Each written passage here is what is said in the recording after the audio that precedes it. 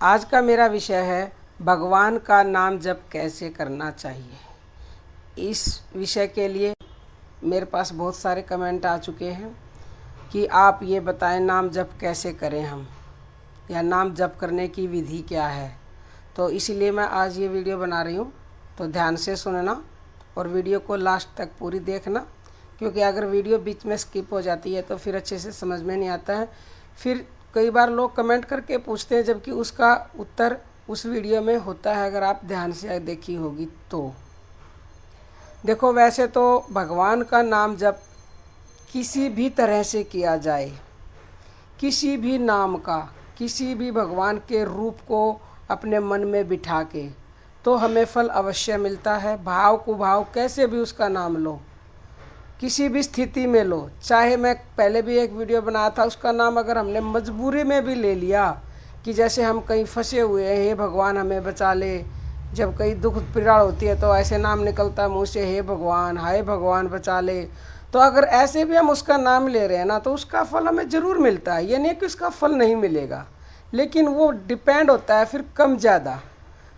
मतलब एक तो देखो, कोई भी चीज़ हो दिल से करते हैं, भाव से करते हैं, श्रद्धा से करते हैं, तो उसका फल हमें ऑटोमेटिकली ज़्यादा मिलेगा। ये तो कोई बताने की बात नहीं है, आप खुद ही इतने समझदार हैं। और तरीके से करेंगे तो भी ज़्यादा मिलेगा। एक किसी भी काम को ऐसे ही कर दो, बगैर मन के कर दो ना, तो वो काम ढंग से होएगा, ना उसका अच्छी तरह से मतलब पूरा जो रिजल्ट मिलना चाहिए हमें वो मिलता ही है। तो इसी तरह से भगवान का नाम जप भी है। अगर उसको हम समझ के, जान के और उसको तरीके से और श्रद्धा भाव और विश्वास से करेंगे। और बहुत से लोगों को पता नहीं है कि नाम क्या है। ऐसे कमेंट आते हैं लोगों की भगवान का नाम क्या है। तो इसीलिए चलिए बताती हूँ कि कैसे करना चाहिए भगवान का नाम जप। महर्षि पतंजलि कहते हैं, तस्य वाचकः प्रणवः। उस परमात्मा का वाचक अर्थात नाम ओमकार है। तज पस्त धृत भावनम। उस परमात्मा के नाम जप और उसके अर्थ की भावना अर्थात स्वरूप का चिंतन करना, इस साधन से संपूर्ण विघ्नों का नाश और परमात्मा की प्राप्ति भी होती है। अगर कोई, जो मैंने अभी बताया है कि ओमकार जो परमात्मा का वाचक है, उस तरह से अगर कोई भगवान के नाम को जपता है तो उसके मुसीबत, कष्ट, विघ्न, पाप सब दूर होंगे और फिर परमात्मा की प्राप्ति भी उसे अवश्य ही होगी। इससे यह सिद्ध होता है कि नाम जप नामी के स्वरूप चिंतन सहित करना चाहिए। स्वरूप चिंतन युक्त नाम जप से अंतर्यायों का नाश और भगवत प्राप्ति होती है। यद्यपि नामी नाम के ही अधीन है। श्री गोस्वामी तुलसीदास जी महाराज ने कहा है, देखी अहि रूप नाम आधीना, रूप ज्ञान नहीं नाम बिहीना, सुमिरई नाम रूप बिनु देखे, आवत हृदय स्नेह विशेषे। इसलिए स्वरूप चिंतन की चेष्टा किए बिना भी केवल नाम जप के प्रताप से ही साधक को समय पर भगवत स्वरूप का साक्षात्कार अपने आप ही हो सकता है, परंतु उसमें विलंब हो जाता है। भगवान के मनमोहन स्वरूप का चिंतन करते हुए जप का अभ्यास करने से बहुत ही शीघ्र लाभ होता है। इसका मतलब यह है कि बहुत सारे लोग निराकार भगवान के नाम को जपते हैं, मतलब उनके मन में किसी भगवान की कोई मूर्त नहीं होती, कोई उसका स्वरूप नहीं होता, वो निराकार को भजते हैं। तो उन्हें फल तो अवश्य मिलेगा, लेकिन फल मिलने में थोड़ा सा टाइम लग सकता है। तो किसी भी भगवान के मनमोहन स्वरूप का चिंतन करते हुए जप का अभ्यास करने से बहुत ही शीघ्र लाभ होता है, क्योंकि निरंतर चिंतन होने से भगवान की स्मृति में अंतर नहीं पड़ता। इसलिए भगवान ने श्री गीता जी में भी कहा है कि हे अर्जुन, तू इस समय में निरंतर मेरा स्मरण कर और युद्ध भी कर। इस प्रकार मुझ में अर्पण किए हुए मन बुद्धि से युक्त हुआ तू निसंदेह मुझको ही प्राप्त होगा।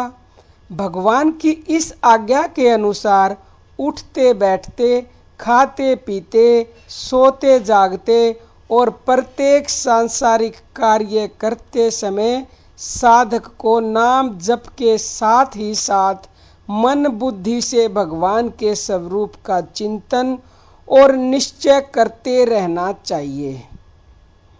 अब देखो, ये स्वयं भगवान ने कहा है कि मेरा नाम लेने के लिए काम छोड़कर बैठने की कोई ज़रूरत नहीं है।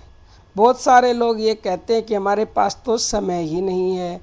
तो आप सारे काम करते करते भगवान का नाम ले सकते हैं। मैं ये एक पहले वीडियो भी बना चुकी हूँ कि सारे काम करते करते भगवान का नाम लें।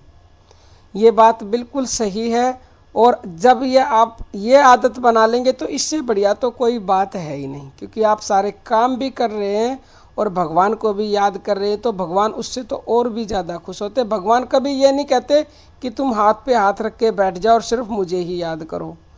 जब जन्म मिला है, गृहस्थ जीवन मिला है, तो उसे भी हमें निभाना है, उसे भी हमें ठीक तरीके से चलाना है और हमें भगवान को भी याद रखना, जिसकी वजह से हमें ये जीवन मिला है। उसको तो हमें कभी किसी हाल में भूलना ही नहीं है। अगर हम लगातार, अभी जो मैंने लाइन बताई थी, क्योंकि वो बीच में छूट गई, प्रत्येक सांसारिक कार्य को करते करते साधक को नाम जप के साथ ही साथ मन बुद्धि से भगवान के स्वरूप का चिंतन और निश्चय करते रहना चाहिए, जिससे क्षण भर के लिए भी उसकी स्मृति का हमसे वियोग ना हो, मतलब वो कभी भी हमसे दूर ही ना हो भगवान। इस तरह से हम भगवान के नाम का जप करेंगे तो इस पर यदि कोई, अब आप जैसा कोई भी साधक ये पूछे, कोई भी साधक ये पूछ सकता है, किसी के मन में भी ये प्रश्न आ सकता है कि किस नाम का जप अधिक लाभदायक है, क्योंकि ये सबसे बड़ी बात है, मेन प्रश्न है कि लोगों को ये बड़ा ही मतलब दिल में रहता है कि किस चीज़ से हमें ज़्यादा लाभ होगा, कौन से भगवान के किस मंत्र का जप करने से, और नाम के साथ साथ भगवान के किस स्वरूप का ध्यान करना चाहिए। तो इसके उत्तर में मैं यह कहती हूँ कि परमात्मा के अनेक नाम हैं, उनमें से जिस साधक की जिस नाम में अधिक रुचि हो और श्रद्धा हो, उसे उसी नाम जप से विशेष लाभ होता है। इसलिए साधक को अपनी रुचि के अनुकूल ही भगवान के नाम का जप और स्वरूप का चिंतन करना चाहिए, क्योंकि सबसे बड़ी बात है रुचि की। एक बात अवश्य है कि जिस नाम का जप किया जाए, स्वरूप का भी उसी के अनुसार ही होना चाहिए। उदाहरण के लिए, ओम नमो भगवते वासुदेवाय, इस मंत्र का जप करने वाले को सर्वव्यापी वासुदेव का ध्यान करना चाहिए। ओम नमो नारायणाय, इस मंत्र का जप करने वाले को चतुर्भुज श्री विष्णु भगवान का ध्यान करना चाहिए। ओम नमः शिवाय मंत्र का जप करने वाले को त्रिनेत्र भगवान शंकर का ध्यान करना उचित है। केवल ओमकार का जप करने वाले को सर्वव्यापी सच्चिदानंद घन शुद्ध ब्रह्म का चिंतन करना चाहिए। अब बहुत से लोग ओमकार का भी करते हैं, तो जो ओमकार का करते हैं वो सर्वव्यापी जो परमात्मा है, शुद्ध ब्रह्म है, उसका चिंतन मन में करें। राम नाम का जप करने वालों को दशरथ नंदन भगवान श्री राम के स्वरूप का चिंतन करना लाभप्रद है। हरे राम राम हरे हरे, हरे कृष्ण कृष्ण कृष्ण हरे हरे। इस मंत्र का जप करने वालों के लिए श्री राम कृष्ण विष्णु या सर्वव्यापी ब्रह्म आदि सभी रूपों का अपनी इच्छा के अनुसार ध्यान किया जा सकता है, क्योंकि यह सब नाम सभी रूपों के वाचक हो सकते हैं। इन उदाहरणों से यह समझना चाहिए कि साधक को गुरु से जिस नाम रूप का उपदेश मिला हो, जिस नाम और जिस रूप में श्रद्धा प्रेम और विश्वास की अधिकता हो, तथा जो अपनी आत्मा के अनुकूल प्रतीत होता हो उसे उसी नाम रूप से जप ध्यान से अधिक लाभ हो सकता है। परंतु नाम जप के साथ ध्यान जरूर होना चाहिए। वास्तव में नाम के साथ नामी की स्मृति होना अनिवार्य भी है। मनुष्य जिस जिस वस्तु के नाम का उच्चारण करता है उस वस्तु के स्वरूप की याद उसे एक बार अवश्य होती है, और जैसी याद होती है उसी के अनुसार भला बुरा परिणाम भी अवश्य होता है। जैसे कोई मनुष्य अगर मिठाई को याद करता है तो उसके मुंह में पानी भर आता है, तो ये उसने मिठाई को याद किया, जब भी तो उसकी जीभ लपलपाई तो उसके मुंह में पानी आ गया, क्योंकि उसको उस मिठाई की याद आई पूरी तरह से। इसी प्रकार वीर रस और करुण रस प्रधान वृत्तांतों की स्मृति से तदानुसार ही मनुष्य की वृत्तियां और उसके भाव बन जाते हैं।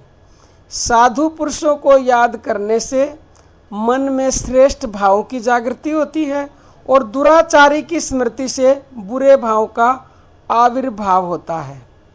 जब लौकिक स्मरण का ऐसा परिणाम अनिवार्य है, तब परमात्मा के स्मरण से परमात्मा के भाव और गुणों का अंतःकरण में आविर्भाव हो, इसमें तो कोई संदेह ही नहीं है। अतएव साधक को भगवान के प्रेम में विहल होकर निष्काम भाव से नित्य निरंतर दिन रात कर्तव्य कर्मों को करते हुए भी ध्यान सहित श्री भगवान नाम जप की विशेष चेष्टा करनी चाहिए। अब मैंने सारे तरीके बता दिए हैं। अगर आप किसी भी मंत्र को जपते हैं, किसी भी भगवान को मानते हैं, तो इस तरह से उसके नाम का जप करें। तो उम्मीद है कि आप सबको जो मैंने समझाने की कोशिश की है, बताया है, वो आपको समझ में आ गया होगा। और अगर आपको कुछ समझ में नहीं आए तो आप कमेंट करके पूछ सकते हैं। और अगर वीडियो अच्छी लगी तो प्लीज़ लाइक कर लें और चैनल को सब्सक्राइब कर लें और दूसरों के पास ज़रूर शेयर करें, क्योंकि यही असली धन है, यही असली जो कुछ भी है, इस भगवान से ऊपर कुछ नहीं है। तो इसे दूसरों के पास ज़रूर शेयर करें, क्योंकि लोग पता नहीं आपके द्वारा भेजी हुई अच्छी बातें सुनकर कुछ ग्रहण करें तो आपके खाते में भी उसका पुण्य मिलता ही मिलता है। आज के लिए इतना ही। जय श्री राम, जय जय राम।